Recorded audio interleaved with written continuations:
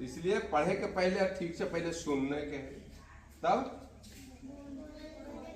बोले के ओकर बाद पढ़े के ओकर बाद लिखना। तो रेडी? पहाड़ी पर पेड़ था, पहाड़ी पर पेड़ था, पेड़ में तने थे। पहाड़ी पर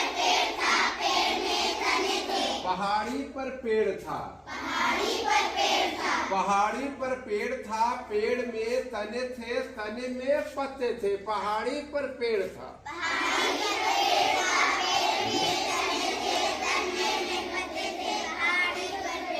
पहाड़ी पर पेड़ था, पहाड़ी पर पेड़ था, पेड़ में तने थे, तने में पत्ते थे, पत्ते में घोंसले थे।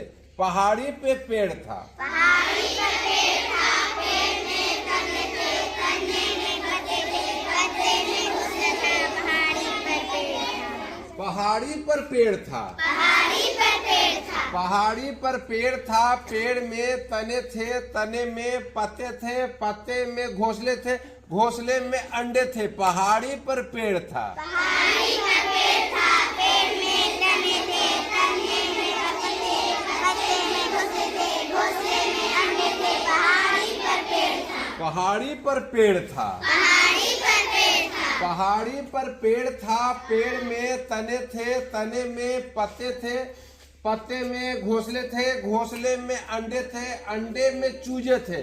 पहाड़ी पे पेड़ था, पहाड़ी पर पेड़ था, पेड़ में तने थे, तने में पत्ते थे, जोर से पत्ते में घोंसले थे, घोंसले में अंडे थे, अंडे में चूजे थे।